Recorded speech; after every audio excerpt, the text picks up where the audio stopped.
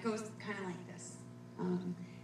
At 30 years old, when I was pregnant with my youngest daughter, who's now 7, I started having some symptoms that I could not really explain and kind of got explained away by my pregnancy, because your body goes through all kinds of stuff when you're pregnant. But after I had my baby in October, I knew something still wasn't right and nothing was getting better and things weren't going well. And so I finally decided to go see my regular doctor.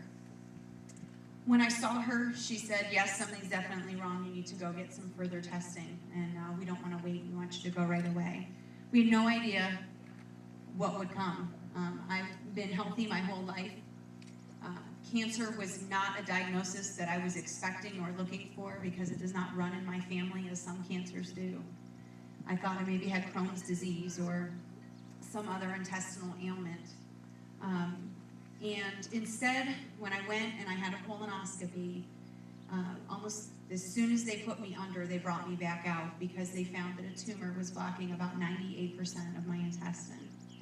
And the doctor, when I came to, still a little bit groggy, he looked at me with a very solemn face and said, I don't know how to tell you this, but you have cancer and it's really bad.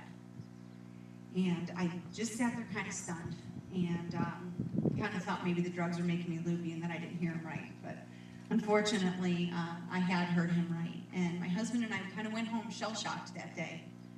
I never thought that I'd ever hear those words, let alone in a situation like this, and at 30 years old. So I went home, and we went and got opinions of what to do and whatnot. They told me I'd have to have emergency surgery to remove the tumor and to be staged. And so I went and I had a very difficult surgery and a difficult recovery.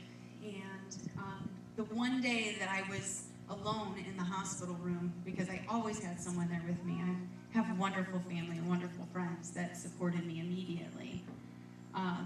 The time that I was alone was when the doctor came in to tell me what my stage was. And honestly, I still at this point thought I was maybe out of the woods, because a lot of times in a case like this, they can just cut the tumor out and you're done.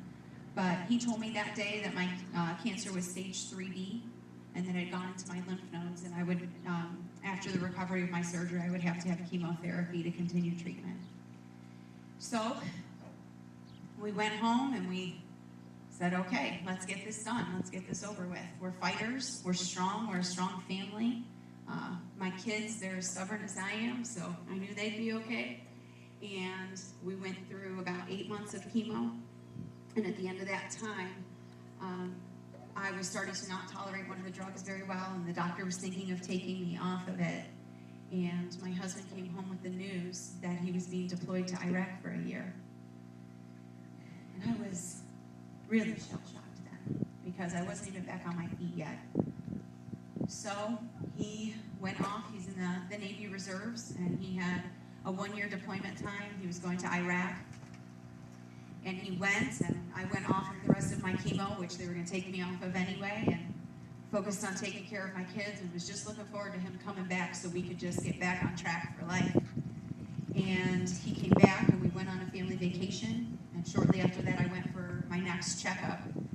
And probably about that time I started feeling a little tired and stuff, but I mean, I do have 3 children at home, and I was taking care of them by myself for a year, so I think that would tire anybody out.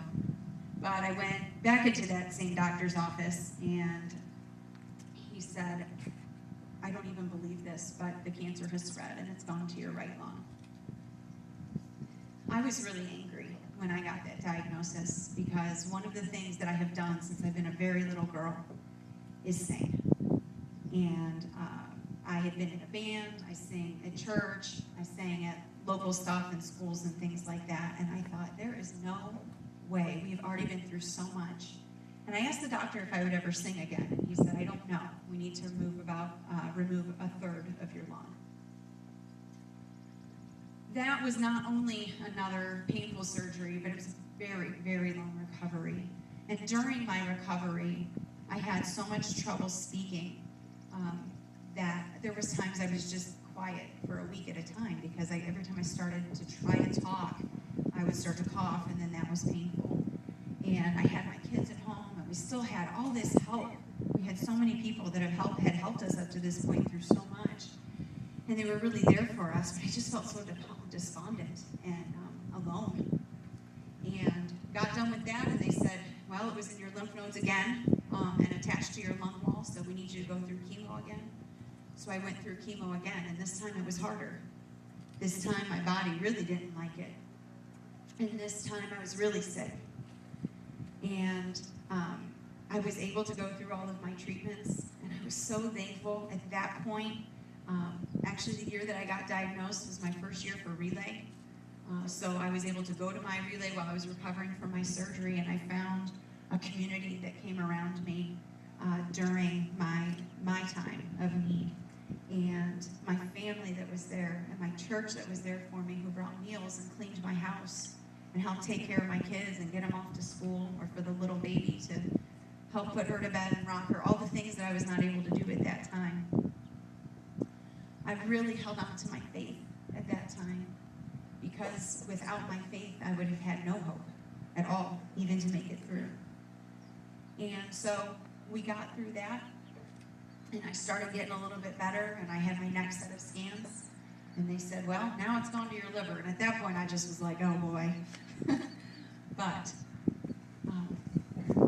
because my faith was so strong, I felt that I was able to take that last metastases as just a time for a miracle to happen.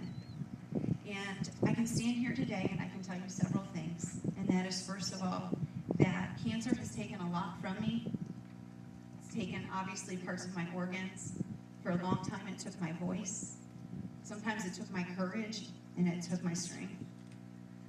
But I stand here today 4 years cancer-free and victorious over cancer.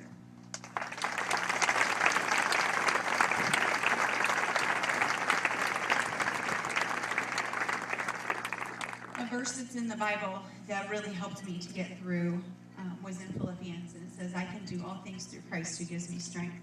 And I would not be standing here today speaking to you if I did not have that. But most of all, I would not do what I'm about to do, and that is I'm going to sing for you a song that I wrote when I couldn't sing it, when I could write it on the piano. And it is called Believe, and I really hope that it gives you hope.